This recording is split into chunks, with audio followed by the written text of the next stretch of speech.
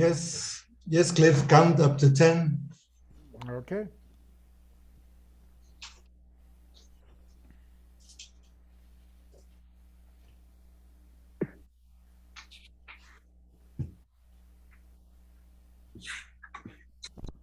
Yes, yes, Cliff, count up to 10. Okay. Welcome to the Global Justice Report, an online production of the Center for Global Justice. I'm Cliff Durand, your host for today's program. Yes, Cliff, count up to 10. Okay. Oh, we've got an echo here. Welcome to the Global Justice Report, an online production of the Center for Global Justice. I'm Cliff Durand, your host for today's program. Yes, Cliff, count. Oh, we've got an echo here. Welcome to the Global Justice Report, an online production of the Center for Global Justice. I'm Cliff Durand, your host for today's program. Roberto should be able to fix that. We'll just have to sit tight for a minute. We've got an echo here. Welcome to the Global Justice Report, an online production of the Center for Global Justice. I'm Cliff Durand, your host for today's program.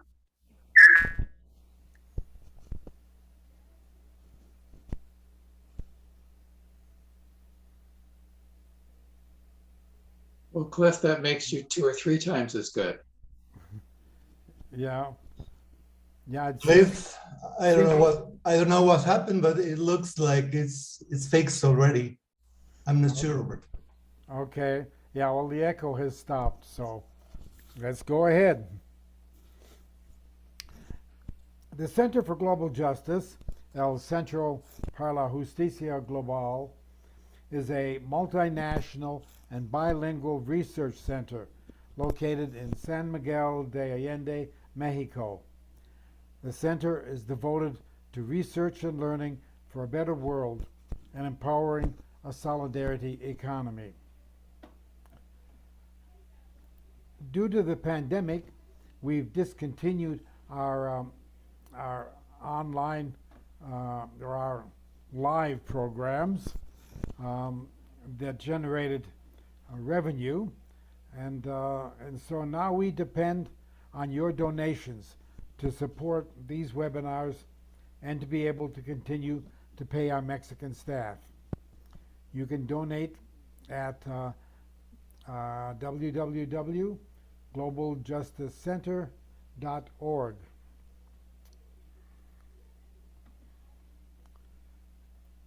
Let me also put in a commercial here. Now that things are loosening up, we are able to resume our travel program to Cuba, and we have a trip to Cuba planned for the last 2 weeks of June. It's still possible to join this trip, although you have to act fast because we're going to be closing off registration in about a week or so. So if you go to our website, you can sign up there.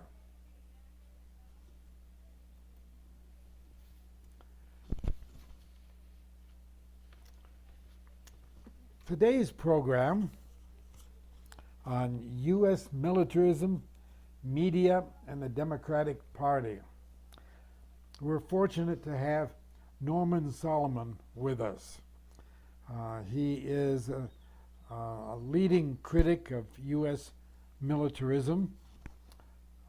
I remember my favorite anti-war film is War Made Easy.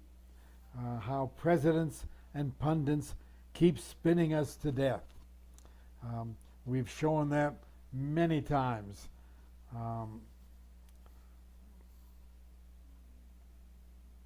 As the global superpower, the U.S. is the greatest purveyor of violence in the world. As Martin Luther King pointed out, some years ago. Actually, in a speech given 1 year before his assassination, and today is the anniversary of that. The U.S. militarism has fundamentally transformed our society. The media, rather than being the watchdog for the public, has become the handmaiden of the military-industrial complex. And political parties, rather than being vehicles for the expression of the popular will, have become instruments for manipulation. Long a critic of the media and a Bernie Sanders delegate in 2016 and 2020, Norman Soloman speaks from experience of the corruption of our institutions. He is an associate of Fairness and Accuracy in Reporting and founder of the Institute for Public Accuracy. He is co-founder and national coordinator of RootsAction.org, which is dedicated to galvanizing people to defund our endless wars and promote economic fairness and justice. Well, I can't say enough about his credentials. That's just a sample, but I don't want to take any more time from him, so we can hear from Norman and have time then for your questions and comments afterwards. Okay, Norman, take it away. Hey, thanks a lot, Cliff, and I appreciate the invitation from the Global Justice Center. I'll go at the three components of the title of the session today, and then look forward to questions and comments and dialogue. U.S. militarism really goes back, I guess, to the moment that the United States was founded. And you could say its roots are in 1492. Militarism at the time implemented more crudely with not anywhere near the kind of weaponry that later came on, of course, when Columbus arrived to this hemisphere. And then, of course, genocide got underway soon afterwards. The heroes of the American Revolution that we have heard about, with few exceptions, were not only strong proponents of slavery, or at least tolerant of it, but with extermination of native people on this continent. I think, for instance, of some of the bromides that we grew up on.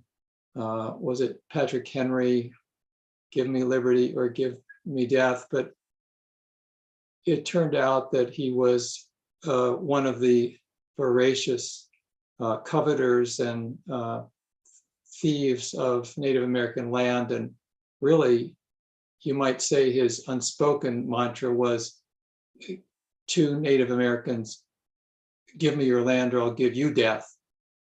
So much of what we've been taught traditionally whitewashes or gray washes U.S. militarism since then. And there are various benchmarks, but one of the striking ones is the Mexican-American War, which even people like Walt Whitman cheerled. And that was, of course, based completely on lies of the most extreme type.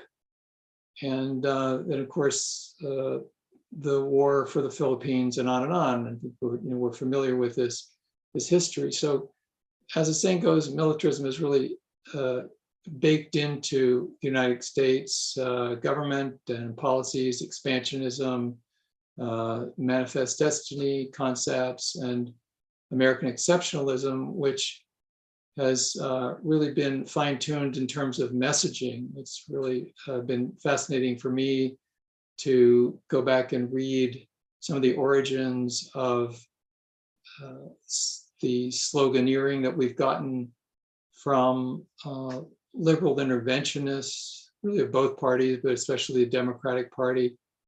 Someone such as Madeleine Albright, who's just recently been subjected to hagiographic obituaries. And it was around the turn of the century, as I remember, maybe midway through or towards the end of the Clinton administration that she served so ably, as we're told. And they came up with, her and her speechwriting crew came up with the indispensable nation idea. And that phrase really was floated on national TV by Albright. The United States is the indispensable nation. And that has been a concept, whatever the rhetoric that has been put forward. When Biden came in as president, he said, okay, we're back. The United States can sit at the head of the global table. So it's certainly a vision, and he, like previous presidents of both parties, has said that for the 21st century, the United States will be the leading nation in the world, which would certainly be a surprise to many people in China and elsewhere.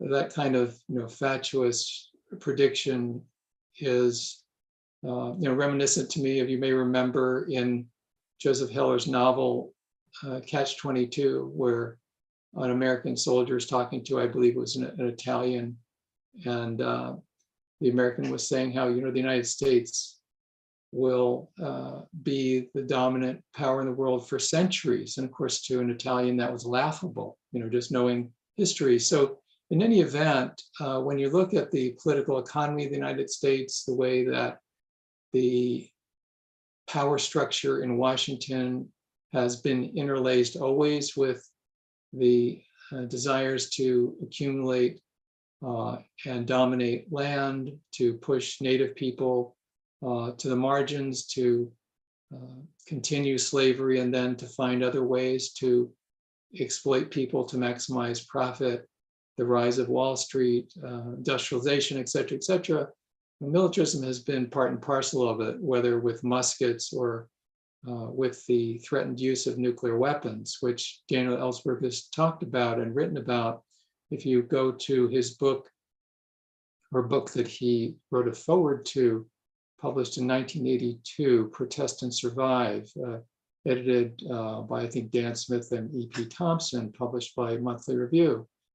Dan Ellsberg wrote about how nuclear weapons have not only literally and so horribly been used in Hiroshima and Nagasaki, but used many times since then, used in the sense that a bank robber uses a gun, even if the gun is never fired, just by brandishing and threatening it. And so today we have still US militarism, by far the most dominant military force on the planet, used mostly by threat. And when we look at numbers like about 750 US military bases overseas, and then we look at the numbers for China, I think they have one. In Africa, they're working on some more. Russia has, by some counts, 25 or 30 maximum. And so it reflects where the US is spending militarily, depending on the calculation, more than the next 10 countries in the world on the military. The NATO spending a little bit over now $1 trillion a year, the NATO countries, on the military, which of course dwarfs Russia by a factor of, if I recall, somewhere around 10 to 20, somewhere in that range in magnitude. So, we have Russia at 5 or 10% of what's arrayed against it. This is not in any way to excuse the completely inexcusable and horrific invasion of Ukraine by Russia. And so US militarism, one can discuss and maybe argue about the specific priorities of goals.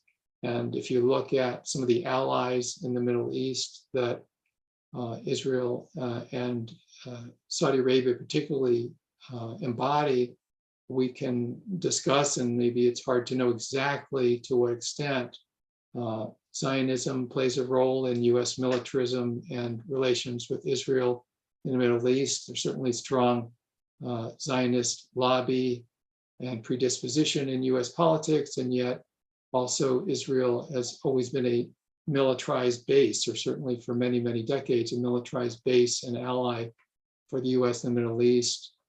Saudi Arabia, the role during the Gulf War, and as we're seeing right now, the intertwining of militarism with the access to oil, and of course, more broadly, the search that has gone on for decades and centuries for minerals, for markets, and cheap labor. And we know that militarism is also very entwined with the race to the bottom and to find the cheapest possible labor.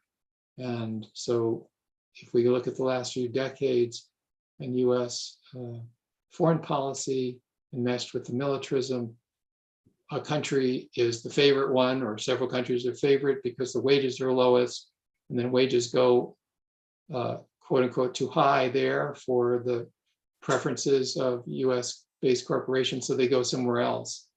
And so you look at the US role in the coup, or winking at and supporting the coup in Honduras, and then the cheap labor there and so forth.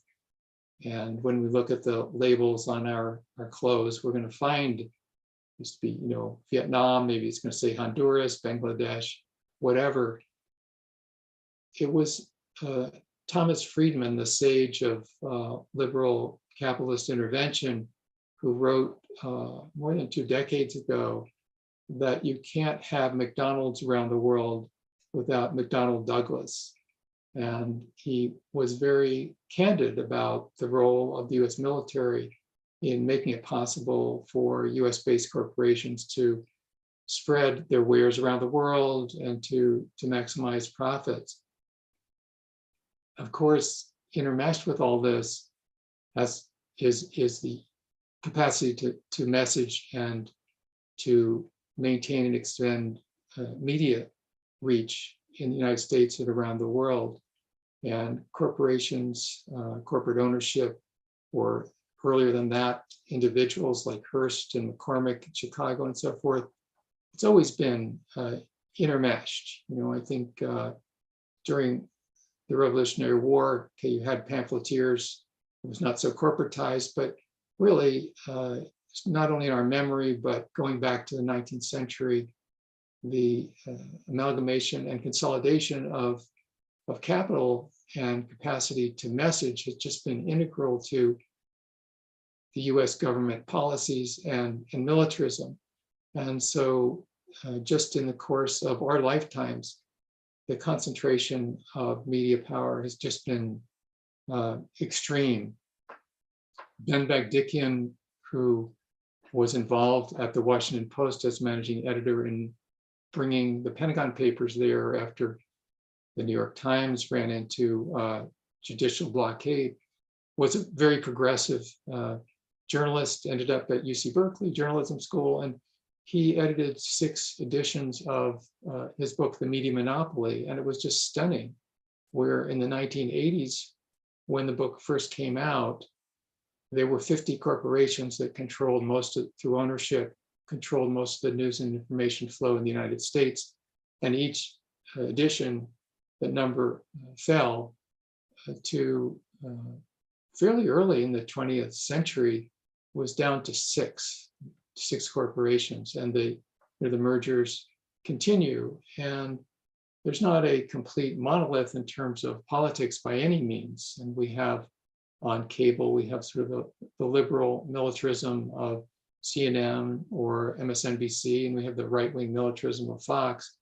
But underlying it all is certainly a lot of shared assumptions about the prerogative of the United States to intervene militarily, to work its way on the world as much as is seen efficacious and valuable to the strategists in Washington and helpful to Wall Street and now the tech sector as well.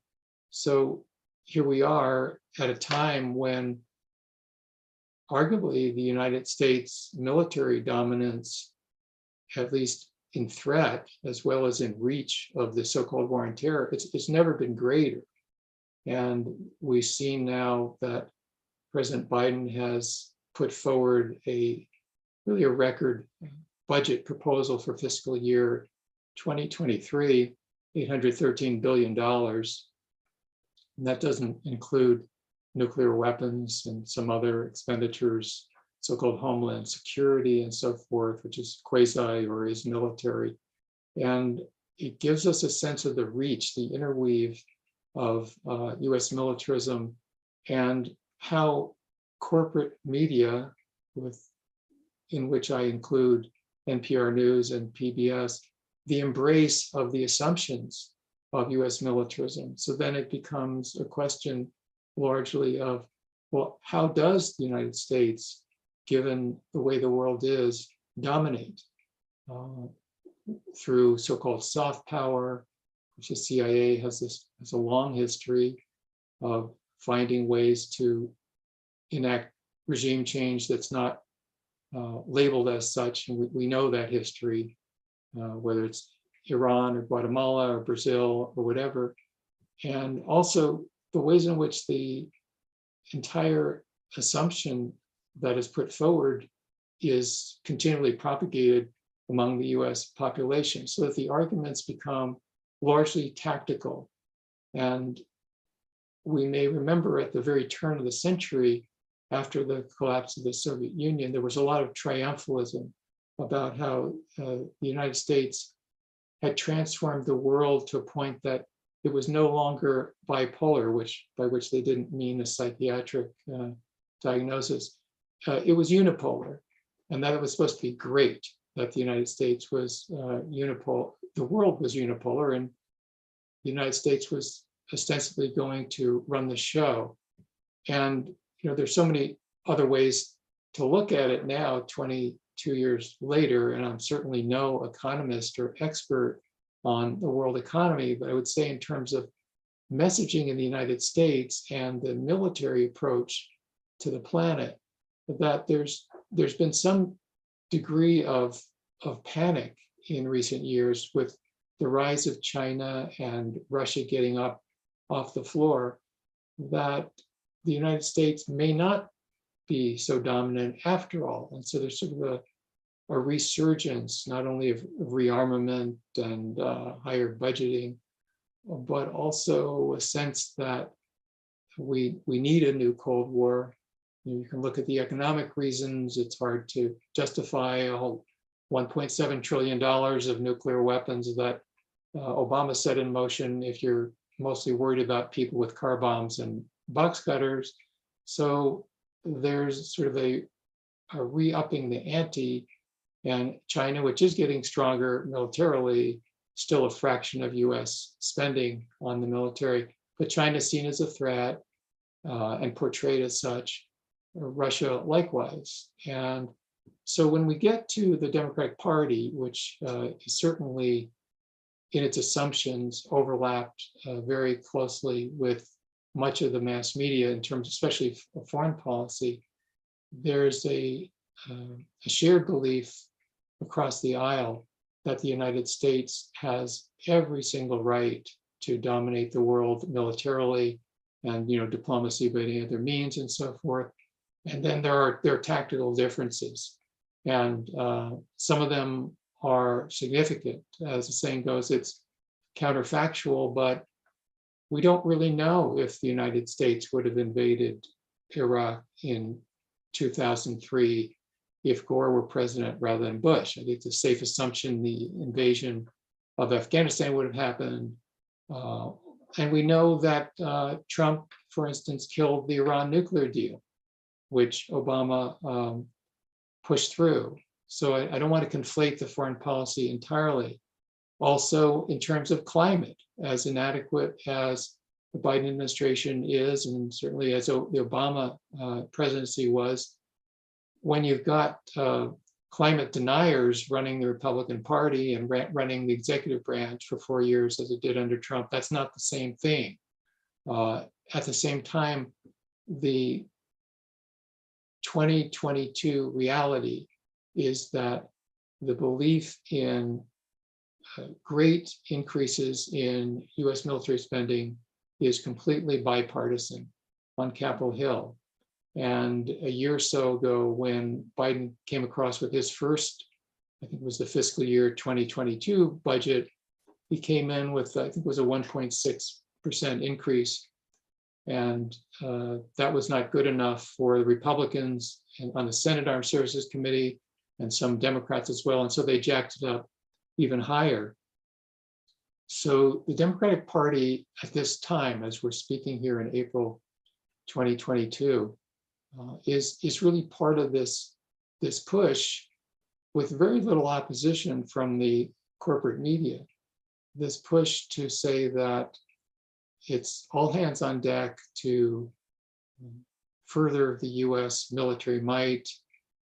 The spending is there, the weapons that are on the drawing board, as well as those that are being produced, the shipment of weapons to Ukraine, to Eastern Europe, the attempt really that we're seeing now to maximize the profits from billions of dollars of weapons sales to the old and new NATO member countries.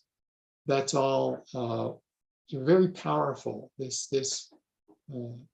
synergy in a very ominous way of the profit makers and the profit takers who are making a killing with nuclear weapons and other weaponry, and then the mass media, which at best are oblivious to the dangers, both for nuclear holocaust and just for one war being promoted after another, not so much oblivious really as cheerleading.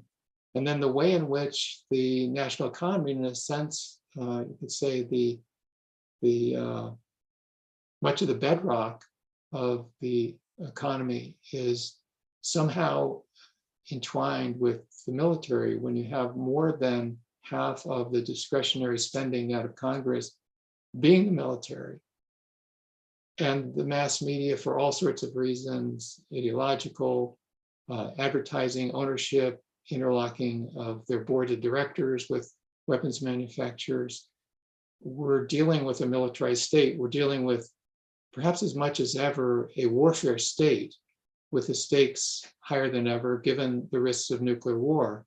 And the media and the Democratic Party, for the most part, and its top leadership are almost never talking about the real dangers of nuclear war. And I think I'll close on that note. It's not a mystery at all. And I would extend this to much of the left, certainly of the climate movement. I was in correspondence with one of the most famous leaders of the US climate movement, who last year was going around saying that the risk of nuclear war has been greatly reduced in recent years, and so we should just concentrate on climate. And when I responded, I pointed out that if you go to the website of the Bulletin of Atomic Scientists, you'll see that a decade ago, the doomsday clock was 6 minutes to midnight, and now it's 100 seconds to midnight. So there's a lot of denial that goes to it. News media, although there's been a bit of an awakening in the last few weeks with the Ukraine war, still doesn't want to talk about the very real increased dangers of nuclear weapons. But then when you have on the drawing boards and in the budgets, the 1.7, and it's getting close to $2 trillion to be spent on nuclear weapons modernization, which is just a euphemism for building more of that weaponry. It's just so much money that is on the table and being spent and so forth. So ultimately, we're dealing with massive denial, what Robert J. Lifton maybe called psychic numbing would apply. And this is the world, that any of us who were alive beginning in 1945, we lived under that sort of Damocles. But by almost any measure, with the United States, not the only, but the main perpetrator of that risk escalating. This is, together with climate, the other humongous danger for humanity on this planet. When we sum up US militarism, corporate media, Democratic Party and the two-party system. These are all existential threats that we face and that we need to struggle against. All right. Well, thank you, Norman. I want to open the floor to questions and comments now. If you are on YouTube, you can get your questions to us by sending an email to globaljustice.cliff@gmail.com. I'll monitor that and pass your questions on to Norman here in the Zoom room. And for those who are in the Zoom room, you can ask your questions directly. Just raise your hand, wave at me, and I can call on you then. All right, Victor Wallace. Thank you, Norman. You've done a lot of great work on this. I guess I wanted to ask you your thoughts about how the peace movement can be revived in the United States. I mean, there are a lot of great separate activities, small organizations, but there have been no massive demonstrations. Is that something that we should be seeking? It would seem to me one part of what's needed.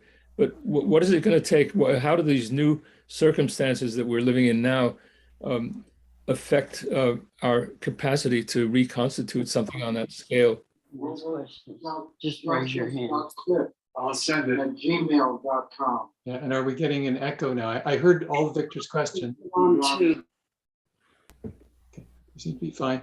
Well, thank you, Victor. It's a key question, and thanks for all your decades of work and writing and speaking.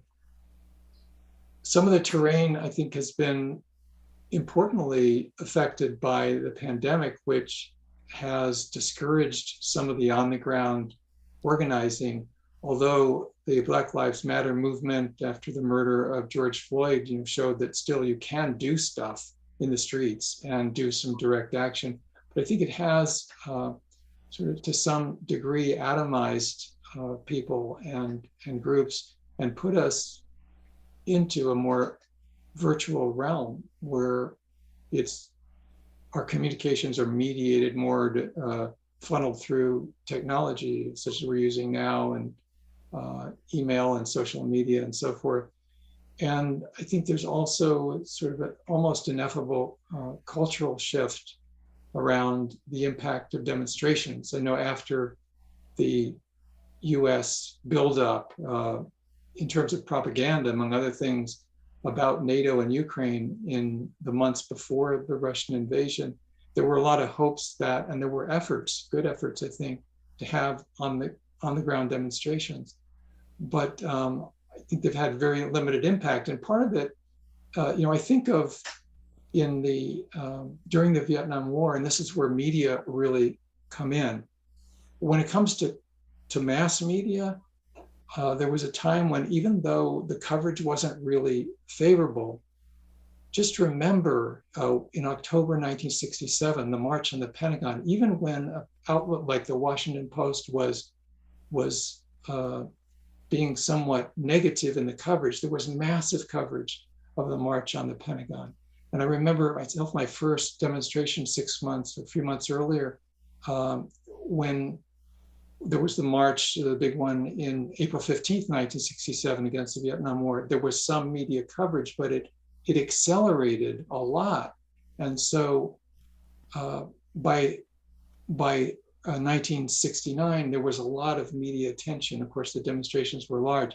This is just sort of a digression, but to say that we're really up against a terrible blockade of the dominant media of this country to pay attention to protests. And I think that's been a disincentive for people to protest, because even though theoretically we are going to do demonstrations and we're going to do our actions and organizing, no matter what mass media do or don't do in response, it still is discouraging when people work really hard.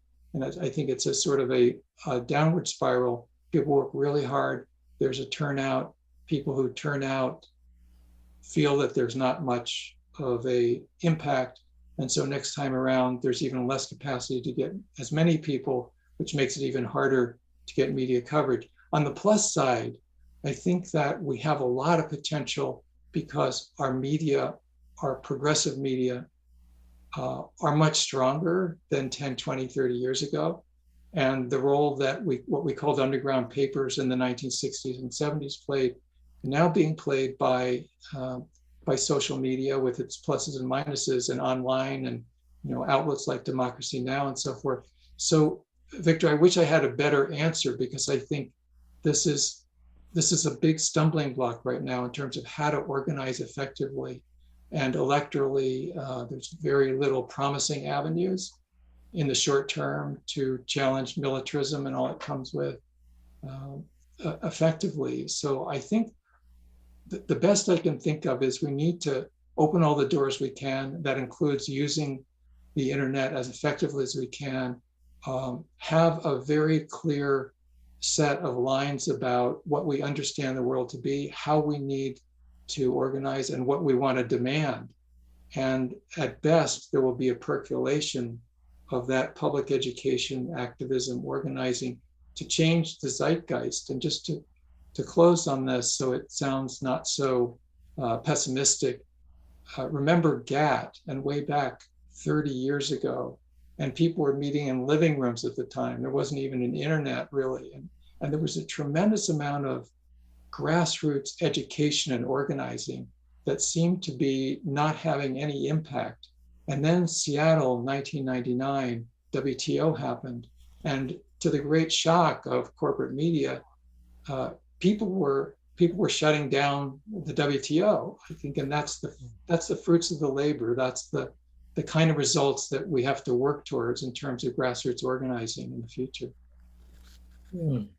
If I can just make a couple of other comments. Of course, one of the big things I remember is how in 2004, the anti-war movements were sort of sidetracked by the election campaign, the attempt to unseat Bush, even though Kerry was just as much of a war hawk as Bush, just about. But the other thing in terms of the present is I had really focused on the first good news in a long time today, with all this news about the workers at Amazon and so on. And if there's some connection with this upsurge of the labor movement, this would be a real potential tie for a mass base, and also to tie the demonstrations to electoral campaigns, because there are a lot of promising electoral campaigns, but they're just around getting a certain candidate into Congress or something, but not around getting the people out to show themselves directly.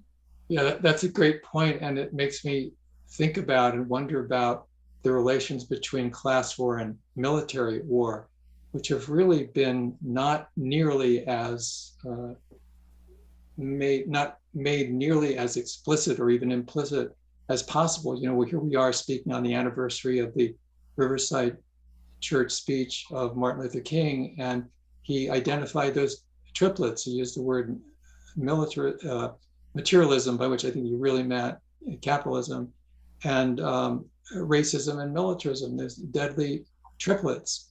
And yet there has been a real avoidance, for the most part, of tying together the work that engages in challenging corporate power, also known as class war, and anti-militarism work. And we think of so much that is in the left culture and the culture in general, which is to fight corporate power, to fight for workers' rights and so forth. And also when we look at the fight for racial justice, but because of the propaganda that is so powerful and the mechanisms to deliver it are, if not totally dominant, so largely dominant, that connection to militarism has been really a challenge to make. And it's essential that people on the left make that challenge. And yet, you look at the 1033 program that ships billions of dollars ultimately of Pentagon weapons to police departments that are used against And were used against largely African-American protesters, for instance, a couple of years ago in that summer, and continues, 1033 program continues. So there's so many ways we could make those links.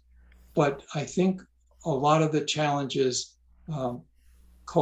political culture, messaging all the time, and emphasizing that if we want to roll back institutionalized racism, if we want to roll back the dominance of corporate power over people's lives, we also need to integrate those battles with the fight against militarism.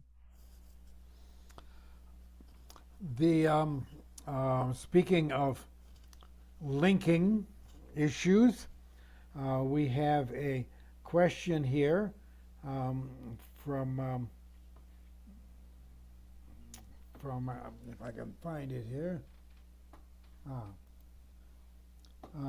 from Doug Morris. He says, here's a headline related to release of the latest IPC report today. Firmly on track toward an unlivable world. So can you talk further about the connection between U.S. militarism and climate disaster? For example, the military is there largely to protect the system of U.S. and global capital, which is arguably the root cause of the climate disasters and ecosystem destruction. Well, it's true that the U.S. military, just by dint of its size and activities on the planet, is the largest single organizational source of climate disruption and damage on the planet. And also, when we look at, going back to the Gulf War and the Iraq invasion and so forth, the fossil fuel basis for much of the global economy, and certainly what the US foreign policy is so concerned about, it's about fossil fuels. How do you, the alliance with Saudi Arabia and all the rest of it. In fact, in December 2002, I was in Baghdad. This was, as it turned out, 3 months before the invasion. And when we were out in the middle of nowhere, because there's so much fear in that society under Saddam Hussein, the driver, Iraqi driver, and I were out in the park in the middle of nowhere, just the two of us. He said, I just wish that Iraq didn't have any oil. So we wouldn't have had the Gulf War. We wouldn't have to worry about another invasion if we didn't have any oil. And so that's sort of a truism about the imperative, which we're long past having needed to recognize and act upon, that we should be getting, keep it in the ground, get off fossil fuels, develop all the ways that Amory Lovins even was talking about 50 years ago, that you have a potential for clean energy. I think the efforts for the Green New Deal, a reflection of the desire for that. But I like to toss that to Victor Wallace, because he's written so much on this topic. If that's okay, Victor, if you could say a little bit about this. About the military and the environment? And more broadly, the threat of the climate emergency. Yeah, well, I think that for any of us, the existence and the severity of the climate emergency is very, very clear. But I think, in terms of the response to it, it's the same issue as with militarism, is how to draw all the different constituencies into the struggle against it. And this involves also partly overcoming the dangerous fashion that more or less the Democratic Party leadership has adopted of paying sort of token tributes to every sector, every oppressed sector of the population, and encouraging people to think of themselves as these separate units with separate demands, and getting us away from the really a kind of common class awareness. And I do think, the key contention of my writing on it about ecology is to see ecology as a class issue, in the sense that although everybody, without exception, is affected by it, the only group that has an interest in blocking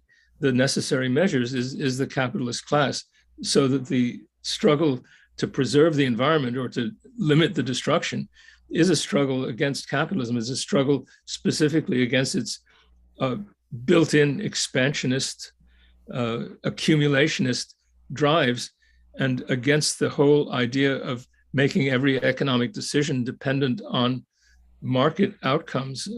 So that there has to be a reorientation of the society in which we reshape our communities to reduce the dependence on external sources of energy. It's a massive project that will involve everybody, but that has to be based on the idea that every decision about what to produce and how and so on has to be made on the basis of what's necessary for human needs and for the environment, and not on the basis of what can generate more profits. Well, the messaging we get and don't get from US media and the vast majority of politicians in Washington is denial and sort of, was it C. Wright Mills talked about crackpot realism. I mean, they're supposedly realistic. They're the most unrealistic, deranged, unhinged commentators on the future. I just happened to be hearing a podcast from 1999 the other day. It was, you can imagine the triumphalism of that time. The century was about to turn. It was a BBC discussion of capitalism. And one of the commentators at two was Edward Lithwak. And they were completely, the entire discourse was that capitalism's going to be the pathway to the future. And in the entire discussion, nobody mentioned the environment once. They just, it's like, it's not on their radar. Right. Yeah. Norma Harrison has had her hand up. So if you unmute yourself. Hi, hello everybody. Right. I remember a Soviet Revolution of 1917.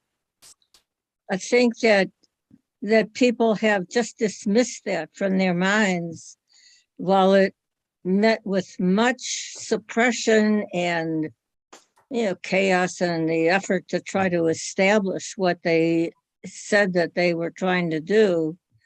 It's nevertheless has spread. The whole idea that they put out there and the ways that they tried to work it out have spread throughout the world. And they have spread with reference to the Soviet Revolution. And that's something that what's her name? Democracy Now! Has ignored in this, and I think you too have ignored in this expression the Russian invasion into Ukraine. The Soviet Union, Russia, the Soviet Union has been being attacked for 100+ years. It has been incessant. Maybe somebody remembers WW2. And before and after that, the constant attack on Russia or Soviet Union, because it is the bastion of communist socialist struggle, regardless the problems that kind of struggle faces. Yet we reference that we've been so desperate for anything that Democracy Now! Is revered, regardless that it's missed on a whole lot of points. People are also turning to the Democrat Party all the time. I have a note up that said, I have a lot of brilliant notes in the chat. The United States bombed the United States in 1945. We all recognize that. Alamogordo was not, he dropped that atomic bomb and they all went, oh my goodness, it's very strong, like they didn't expect that. And then they did all the terrible things, and they are still dropping bombs, atom bombs today. They're called them tests. They use a Madison Avenue advertising style of distributing information, so that everybody thinks that Ukraine is being invaded. But Ukraine is being admonished for the horrors that it's been perpetrating, one, frightening Russia to death, that NATO's going to be there. Has everybody seen that drawing that shows the military establishments all around Russia? There, and the description of it is, why did Russia place itself so close to all the US bases? Which, of course, is the perception that we're allowed to have. That is, we're allowed to think that it's Russia aggressing.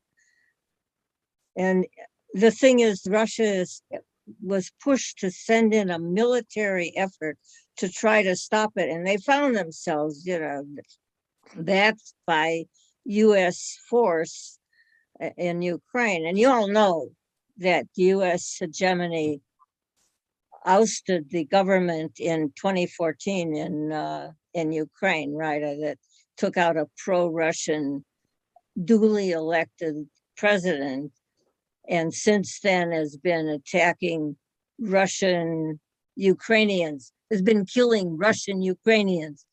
And Russia has been being horribly insulted for 100 years for having achieved a communist revolution that, as I say, for all its problems and all, it has influenced the world to progress in ways that are serviceable to people, and taking the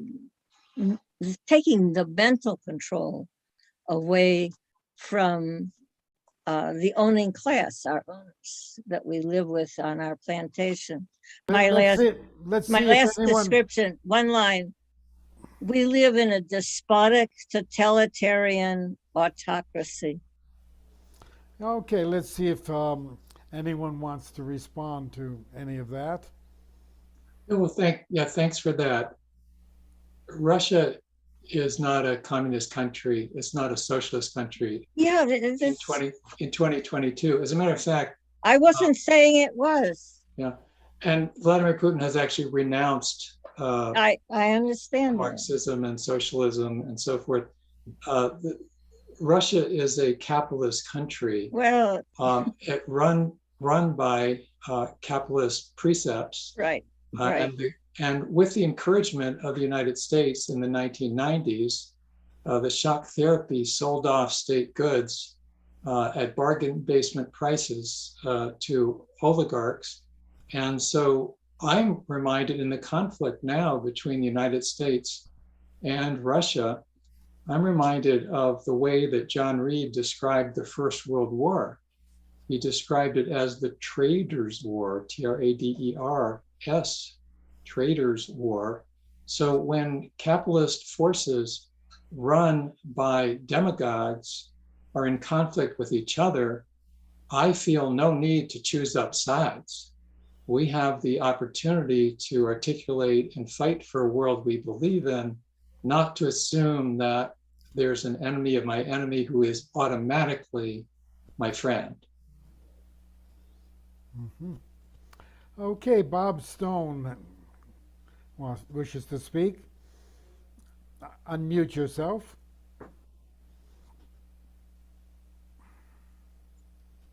Just to venture a reply to Norma's question, I think. I liken Putin's venture into Ukraine to Milosevic's terror in the Serbian matter in the 90s. A place was prepared for, a space was opened for Milosevic, which he stepped into and inculpated himself thereby. And similarly, the systematic humiliation of the Russian government and people by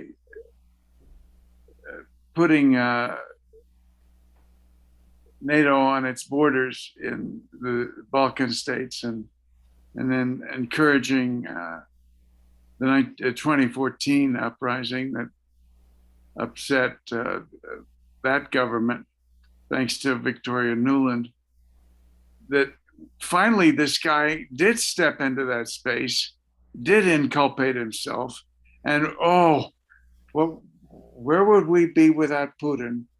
Now we've also already, it seems to me, cultivated and held in rating the threat of China. The merest attempt to defend Taiwan would give another excuse for advancing the arms race. Here's my question, Norman. Thank you so much for this wonderful talk, and to the discussion of the need for a peace movement. I have a thought about that. I don't want to try it out on you, but the military-industrial complex has such power that after the humiliation of the disastrous failing of 20 years of bloody loss of life and treasure in the war against terrorism, whatever the fuck that is, excuse me,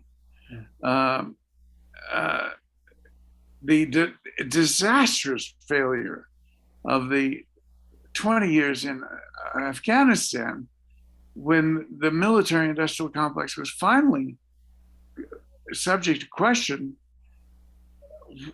how is it that the US people has gone for this new upsurge? And I think part of it is all those buttons were pushed to activate the military-industrial complex in Serbia have been pushed again in the case of Putin's invasion.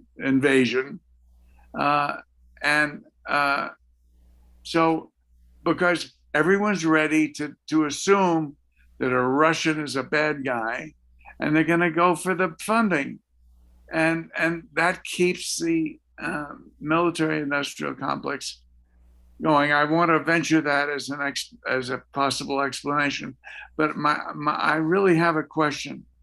All this presumes that the military-industrial complex has enormous power, that its interests can countervail those of the needs of our people in the United States, dramatically increased during COVID. And how did they get away with having another war? Thank you, Mr. Putin, but no thanks. You've legitimated NATO. You've made it stronger. It's a terrible outcome, and stupid from the point of view of protecting the Russian people. But my question is this: this presumes such enormous economic power on the part of the military-industrial complex. It's very hard to understand. Now, I haven't seen, some of our best economists, Michael Hudson, have not made a point of the economic power and therefore the political power of the military-industrial complex. But do you know of, could you advocate a study of that? And thank you again for your wonderful talk and for alarming us. And we do indeed need to build that peace movement. And I have some ideas on that. Oh, okay, well, hey, thank you. And before I forget, I do want to put in a plug, which in terms of building movements, we're trying to do our part at rootsaction.org. If you're not on our email list, we deal a lot with militarism and other issues and intermesh concerns. And you can simply sign up for our alerts. We're online at rootsaction.org. That's ROTS action.org. Like so much in life, there are more than one factor. We know that life is multifactorial quite often. And my own bias, if you will, is that if we have to search for what, I don't know if people still like to talk about a primary contradiction, but if we have to search for one, I think it's class. I think it's the rapacious capacity and determination of concentrated wealth and power to gain more of it. And that doesn't discount so many other factors that are intermeshed. In terms of the question you raised, which is, sometimes it's baffling why people support something that is so against their own interests and the interests of their next generations. And I think that the power of great wealth and messaging capacities and propaganda is not separate from the psychological dimensions. And so people are, to use the term, propagandized, and that has very deep emotional and psychological effects.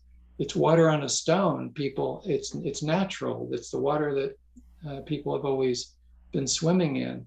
And so how could this happen? On one level, as you're alluding to, it's astonishing that people would go along with this. And as you say now, you look at COVID, you look at climate, you look at a society that is desperate need of healthcare, education, housing, other environmental threats in addition to climate.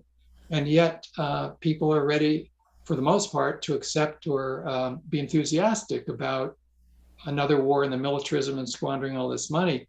And I think that rather than see the military-industrial complex and present-day capitalism in the United States as this powerful motor force only, I think it is a powerful motor force that is so enmeshed and permeates so much and has so many impacts in our society. It goes to, like, what is a political economy? What does it do to people's mentalities and their emotions and their sense of their own future? And you can't beat something with nothing.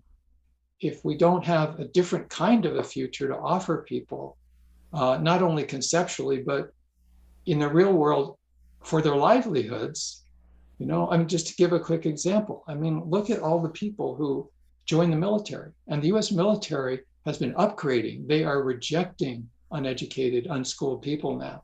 They have raised the pay, the benefits. They're drawing in because they need fewer, pardon the expression, grunts. They need more high-tech educated people to slaughter people with drones and other technologies from far away. And so they're drawing people in, and they've got people who are willing and able to participate in this. But what if, hypothetically, you had at least a big chunk or significant part of the economy that could offer people jobs for healthcare at good wages, offer people jobs for peace activism, for ameliorating the damage to the environment from chemicals, on and on.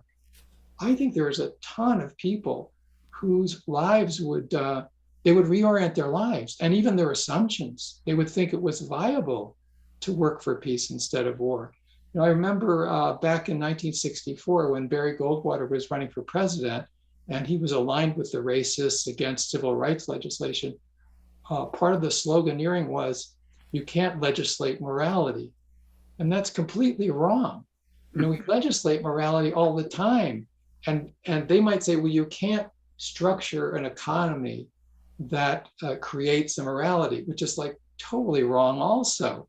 If you had a different set of economic priorities and rewards and penalties, we know we could have a very much more humanistic society. I think we're past the point of expecting utopia, but it could be vastly better.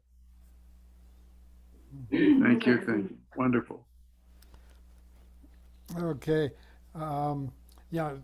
Just as a brief sidebar, to talk about how the public lines up to support the military adventures against Russia. I've been struck by the fact that quite often pundits speak of it as the Soviet Union. Of course, they know better than that, but that slip of tongue shows the extent to which their mind has been set into an anti-Russian framework. You're absolutely right. I've heard that. I heard a member of Congress, and nobody corrected him. Yeah. This was last week. He said, we can't let the Soviets get away with what they just did in Ukraine. I think we could also flip that around and say that there's a tendency on the left sometimes say, oh, well, we're defending the Kremlin policy now because we defend socialism. Yeah. I mean, it doesn't comport with reality. Exactly. That's not what the Russian government of 2022 is about. I told you that that's what's going on, though. There's Okay, Victor. Just another comment in terms of this whole issue of public support. It's very ironic because the fact that Biden's domestic program was running into all kinds of obstacles and eventually failed, and this foreign adventure has given him a spike in the polls, and it has come at just the right time for him in a certain way. In that sense, it's entirely perverse, but it's something that happens all the time, that when there's a war, then there's a kind of lining up behind the president.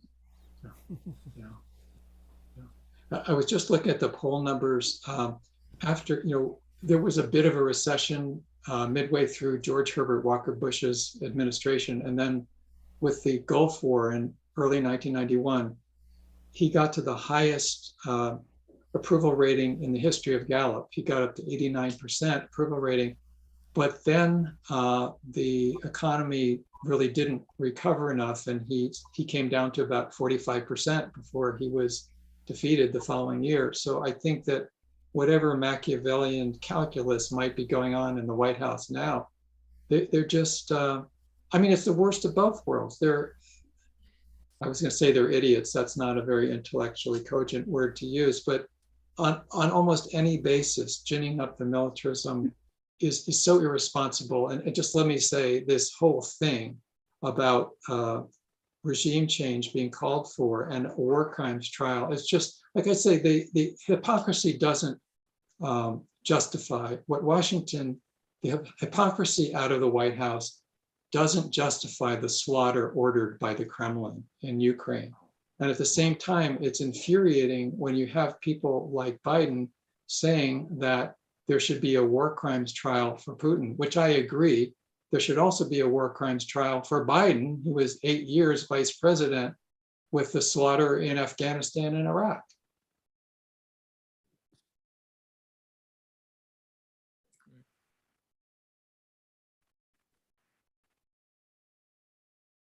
I'll speak if I may. I was in the 82 demonstration in Central Park, the biggest anti-war demonstration in the US at that time. I imagine many of you may have been there or would have been there if you and there was something that happened that it was like that moment in a bullfight where the bull is just befuddled and you can do anything in front of him.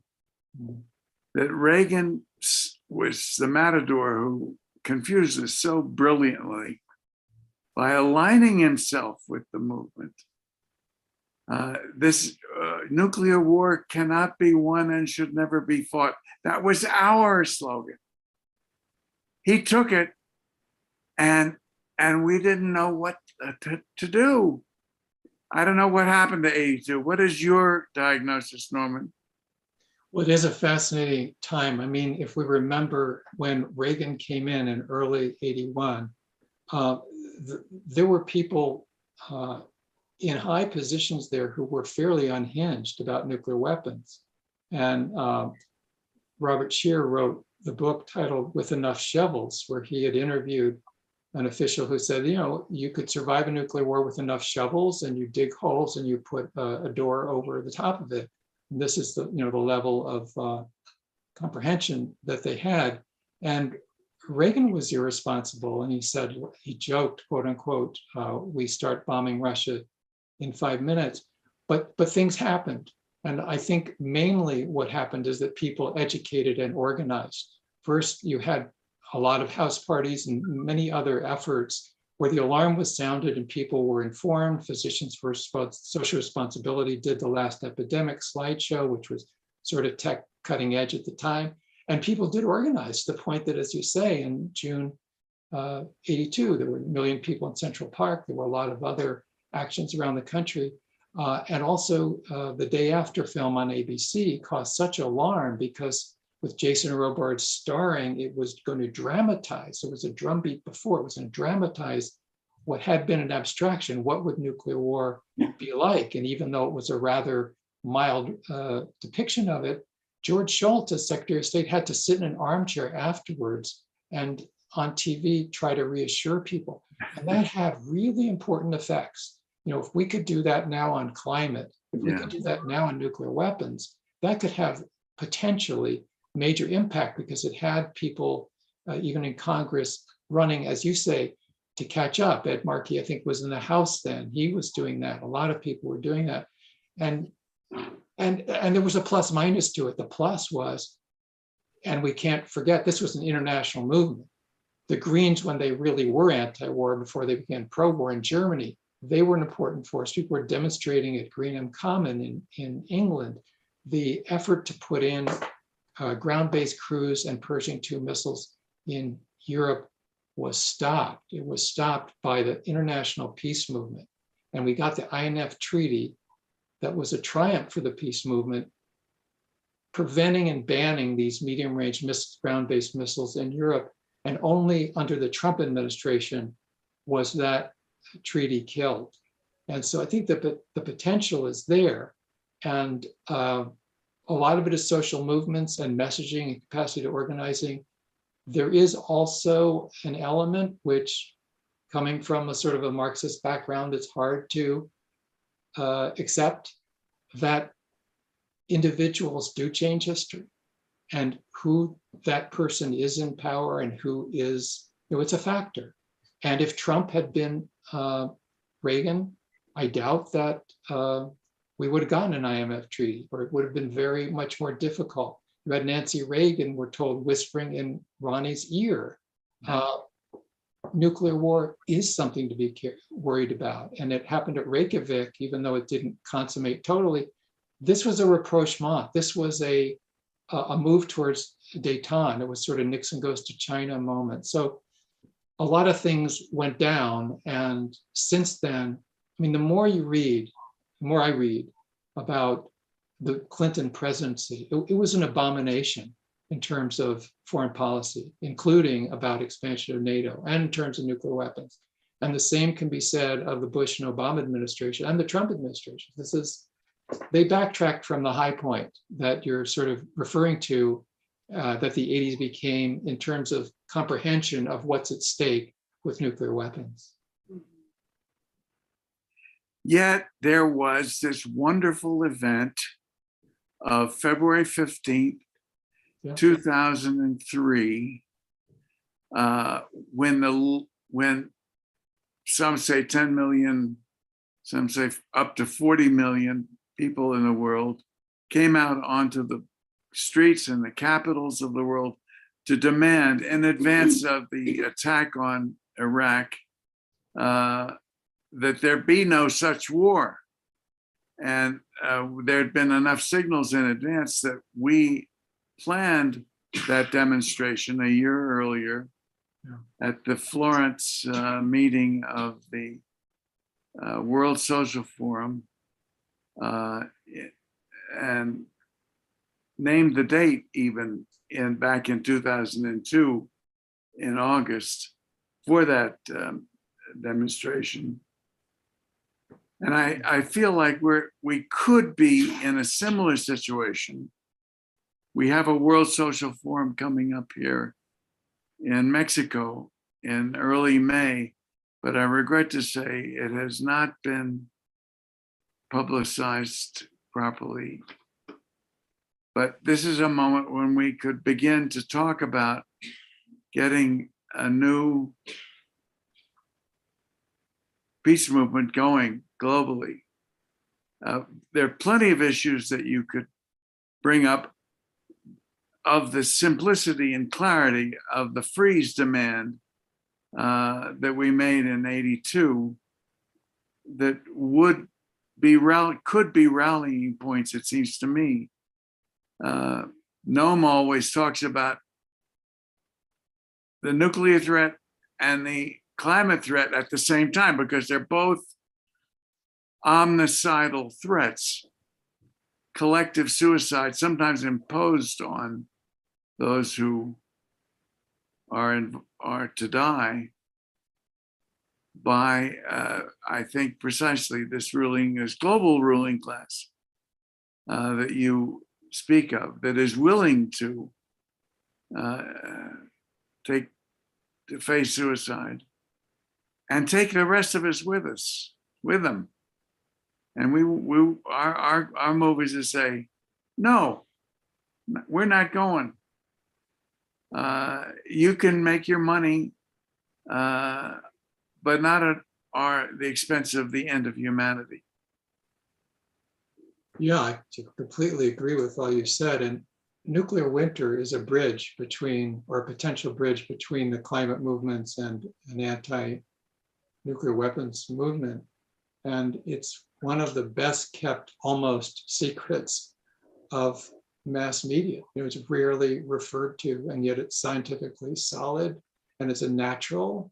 And for younger generations who are understandably deeply concerned about climate and their offspring and what the future holds, it's a natural to say and to explain what nuclear winter would be from nuclear war.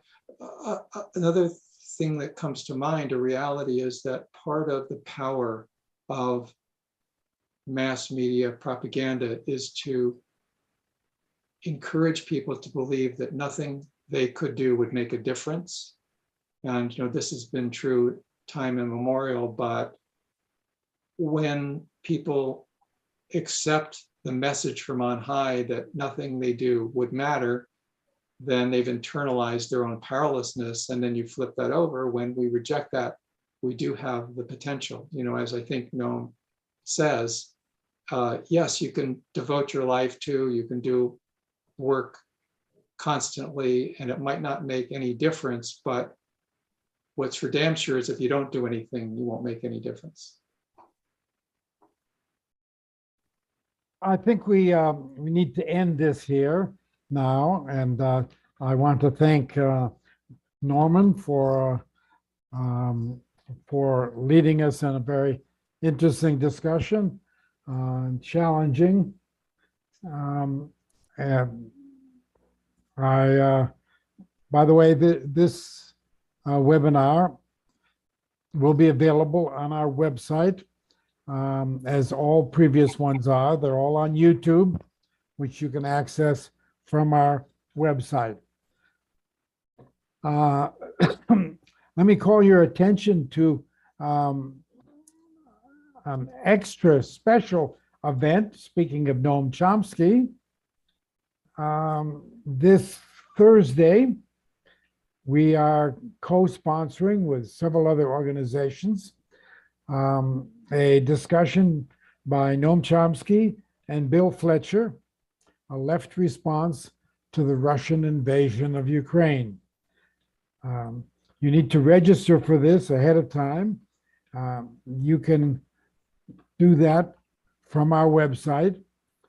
And hope to see you for that.